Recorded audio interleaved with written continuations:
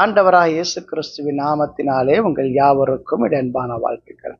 இந்த ஞாயிற்றுக்கிழமையிலே கர்த்தர் நமக்கு கொடுக்கிற வார்த்தை எரேமியா எழுதின தீர்க்க தரிசன புஸ்தகத்திலே 30வது அதிகாரத்திலே 19வது வசனம். அவர்களை வர்த்திக்க பண்ணுவேன், அவர்கள் குறுகி போவதில்லை. அவர்களை மகிமைப்படுத்துவேன், அவர்கள் சிறுமைப்படுவதில்லை. ஆண்டவருக்கு மகிமை உண்டாவதா? பாருங்க, இன்றைக்கு கர்த்தர் இந்த வருஷத்திலே நம்மை பெருக பண்ணுவேன் என்று சொல்லி வாக்கு கொடுக்கிறார். வர்த்திக்க பண்ணுவேன் என்கிறார். வர்த்திக்க பண்ணுதல் என்பது பெருகுதலை குறிக்கிறது. ஆம், எனக்கு அன்பான தேவச்சனங்களே, இந்த வருஷத்திலே நீங்கள் பெருகுவீர்கள். எந்த காரியத்திலே பெருகுவீர்கள் என்று சொன்னால், கர்த்தர் தருகிற ஞானத்திலே பெருகுவீர்கள், கர்த்தர் தருகிற கிருபையிலே பெருகுவீர்கள், கர்த்தர் தருகிற பலத்திலே பெருகுவீர்கள், கர்த்தர் தருகிற கனத்திலே பெருகுவீர்கள். கர்த்தர் உங்களை பெருக பண்ண போகிறார். இனி உங்க வாழ்க்கையிலே என்ன இருக்கா தெரியுங்களா? குறுகி போவதில்லை என்று சொல்லி இருக்கிறார். ஆண்டவருக்கு மகிமை உண்டாவதாக. அப்ப நம்ம எல்லாரும் சொல்லுவோம், வர்த்திக்கப்படுதலுக்கு எதிர்ப்பதம் என்னவென்று சொன்னால் குறுகி போவதில்லை என்று சொல்லி அர்த்தம். இனி உங்க வாழ்க்கையிலே குறைவை காண்பதில்லை என்று கர்த்தர் வாக்கு கொடுக்கிறார். இனி நீங்கள் குறுகி போவதில்லை என்று சொல்லி கர்த்தர் சொல்லி இருக்கிறார். அதனால எனக்கு அன்பான தேவச்சனங்களே, இனி உங்க வாழ்க்கையிலே ஒரே ஒரு டைரக்ஷன் தான், ஒரே ஒரு பாதை தான். அது முன்னேற்றத்தின் பாதை, அது பெருகுதலின் பாதையாக இருக்க போகிறது. இந்த வருஷம் உங்களுக்கு கர்த்தர் பெருக்கத்தை காண்பிக்க போகிறார். இந்த வருஷத்திலே நிச்சயமாகவே நீங்கள் பெருகுதலை காண்பீர்கள்.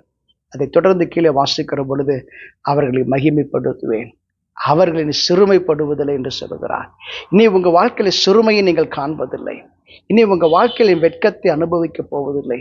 இனி உங்க வாழ்க்கையில கர்த்தர் உங்களை மேன்மையாக வைப்பார். கர்த்தர் உங்களை மகிமையாக கனத்தோடு வாழ வைப்பார். அதனால தான் இந்த வசனம் இப்படி சொல்லுகிறது. அதுல மேல இருந்து வாசிக்கிற பொழுது பார்த்தீங்கன்னா, வேதம் என்ன தெரியுமா சொல்லுகிறது? நான் யாக்கோபுடைய கூடாரங்களுடைய சிறையிருப்பை திருப்பேன், அவனுடைய வாசஸ்தலங்களுக்கு இறங்குவேன் என்று சொன்னார். ஆண்டவருக்கு மகிமை உண்டாவதாக. யாக்கோபுடைய கூடாரங்களுடைய சிறையிருப்பை கர்த்தர் இன்றைக்கு திருப்ப விரும்புகிறார். இப்ப சிறையிருப்பு என்னவென்று சொன்னால் என்ன தெரியுமா? குறைவடைதல் சிறையிருப்பு, அந்த சிறுமைப்படுதல் ஒரு சிறையிருப்பு. அந்த சிறையிருப்புல இருந்து கர்த்தர் இன்றைக்கு உங்களை விடுதலை ஆக்க போகிறார். அந்த யாக்கோபுடைய கூடாரம் என்பது எதை தெரியுமா குறிக்கிறது? கூடாரம் என்பது நமக்கு எல்லாருக்கும் தெரியும், வீட்டை குறிக்கிறது. அந்த யாக்கோபுடைய கூடாரங்களுக்கு ஏற்பட்டிருக்கக்கூடிய அந்த சிறுமையை கர்த்தர் நீக்குவார். அந்த குடும்பத்துக்கு நேரிட்டு இருக்கக்கூடிய அந்த குறைவை கர்த்தர் நீக்குவார். அதான் இன்றைக்கு கர்த்தர் சொல்கிறார், அந்த சிறையிருப்பில இருந்து நான் அவர்களை விடுதலை ஆக்குவேன். அது மாத்திரமா? ஆண்டவர் சொன்னார், அவர்களை மறுபடியுமாய் நகரம் தன் மண்மீட்டின் மீது கட்டப்பட்டு நகரம் மறுபடியும் அரண்மனை முன்போடு நிலைப்படும் என்று கர்த்தர் சொன்னார். ஆண்டவருக்கு மகிமை உண்டாவதாக. கர்த்தர் என்ன தெரியுமா செய்ய போகிறாரு? மறுபடியுமாய் உங்க வாழ்வை கட்டி எழுப்ப போகிறார். மறுபடியுமாய் உங்க வாழ்க்கையை புதுப்பிக்க போகிறார். இனி உங்க வாழ்க்கையில் ஒரு புதிய மாற்றத்தை காணப்போகிறீர்கள். அதுதான் ஆண்டவர் சொன்னார், நகரம் தன்னுடைய மண்மேட்டின் மீது திரும்ப கட்டப்படும் என்று சொன்னார். திரும்ப கட்டப்படும், திரும்ப அது எழும்பி நிற்கும் என்று கர்த்தர் சொல்கிறார். ஆண்டவருக்கு மகிமை உண்டாவதாக. எனக்கு அன்பான தேவச்சனங்களே, அது மண்மேடுகளாய் கிடந்தது, ஆனால் கர்த்தருடைய கிருபை அந்த இடத்தை மறுபடியும் கட்டி எழுப்பினது. அவனுடைய வாசஸ்தலங்களுக்கு கர்த்தர் இரக்கம் செய்தார். அதனால் அது மறுபடியும் திரும்ப கட்டப்பட்டது.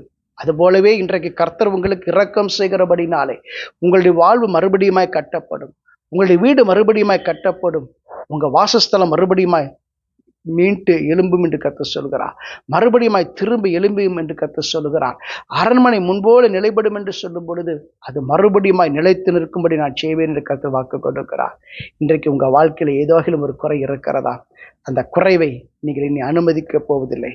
கர்த்தரின் அந்த குறைவை அனுமதிக்க போவதில்லை. உங்க வாழ்க்கையில் ஒரு மிகப்பெரிய மாற்றத்தை நீங்கள் காணப்போகிறீர்கள். ஆண்டவர் தான் சொன்னாரு, அவர்களை மகிமைப்படுத்துவேன், இனி சிறுமைப்படுவதில்லை. அதனால தான் ஆண்டவர் இப்படி சொல்லுகிறார், நான் அங்கே இருந்து ஸ்தோத்திரமும் ஆடல் பாடல் சுத்தம் புறப்படும் என்று சொன்னார். எவ்வளவு பெரிய அற்புதமான வார்த்தை அது! இன்றைக்கு உங்க வாழ்க்கையில கர்த்தர் தருகிற மாற்றத்தினாலே உங்க வாழ்க்கையில மிகப்பெரிய ஒரு மகிழ்ச்சி உண்டாக போகிறது. அதனால நீங்க தேவனை துதிக்க போகிறீர்கள், தேவனை ஆராதிக்க போகிறீர்கள், ஆடலோடு பாடலோடு கூட தேவனை துதித்து மகிமைப்படுத்த போகிறீர்கள். எனக்கு அன்பான தேவச்சனங்களே, நிச்சயமாகவே இந்த வார்த்தைகள் உங்க வாழ்க்கையில இந்த வருஷத்திலே நிறைவேறுகிறது நீங்கள் காணப்போகிறீர்கள். அது ஏன் தெரியுங்களா? அநேகர் நினைச்சாங்க, சீவனை பார்த்து நினைச்சாங்க, அது தள்ளுண்டவள் என்று சொல்லி நினைச்சாங்க, அதனுடைய பேர் நினைக்கப்படாது என்று சொல்லி நினைச்சாங்க. ஆனா சியோனை பார்த்து கர்த்தர் சொன்னார், நான் உனக்கு ஆரோக்கியம் சௌக்கியமும் வரப்பண்ணி உன் காயங்களை ஆற்றுவேன் என்று சொன்னார். எனக்கு அன்பான தேவச்சனங்களே, காயங்களை கட்டுகிற ஆண்டவர் இன்றைக்கு உங்க வாழ்க்கையில ஏதோ ஒரு விதத்திலே நீங்கள் பாதிக்கப்பட்டிருக்கலாம், வேதனை அனுபவித்துக் கொண்டிருக்கலாம். என் வாழ்க்கையில் ஏன் இந்த நிந்தை, ஏன் இந்த போராட்டம் என்று சொல்லி கண்ணீரோடு கூட தேவனை நோக்கி புலம்பிக் கொண்டிருக்கலாம்.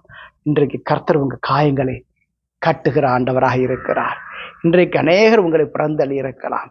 என்னை நினைவு கூறுவதற்கு யாருமே இல்லை, எனக்கு உதவி செய்வதற்கு யாருமே இல்லை என்று சொல்லி கூட நீங்கள் யோசித்துக் கொண்டிருக்கலாம். ஆனால் கர்த்தர் இன்றைக்கு உங்களை கைதூக்கி எடுக்க போகிறார். உங்களுடைய கூடாரத்தை மறுபடியும் நிலைப்படுத்த போகிறார். உங்க குடும்பத்தை மறுபடியும் நிலைப்படுத்த போகிறார். உங்க வாழ்வை மறுபடியும் ஸ்திரப்படுத்த போகிறார். உங்க வாழ்க்கையில் நீங்கள் இனி குறைவை காண மாட்டீர்கள். உங்க வாழ்க்கையில் நீங்கள் பெருகத்தை காணப்போகிறீர்கள். வர்த்திக்கப்படுவேன் என்று சொல்லியிருக்கிறார்.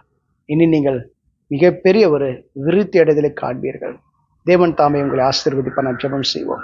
எங்களை அதிகமாக நேசிக்க நல்ல ஆண்டவரே, உங்களுடைய சமூகத்தில் வந்து உங்களுக்காக காத்திருக்கிற உங்களுடைய பிள்ளைகளுக்கு உங்களுடைய கிருபை தரும்படி நான் ஜெபிக்கிறேன். அவன் வாசஸ்தலங்களுக்கு இரக்கம் செய்வேன் என்று சொன்ன கர்த்தர் இன்றைக்கு யாக்கோபுடைய கூடாரங்களுடைய சிறையிருப்பை திருப்பி உங்களுடைய பிள்ளைகள் மத்தியிலே கலிகுறுதலை கொண்டு வரும்படி நான் ஜெபிக்கிறேன்.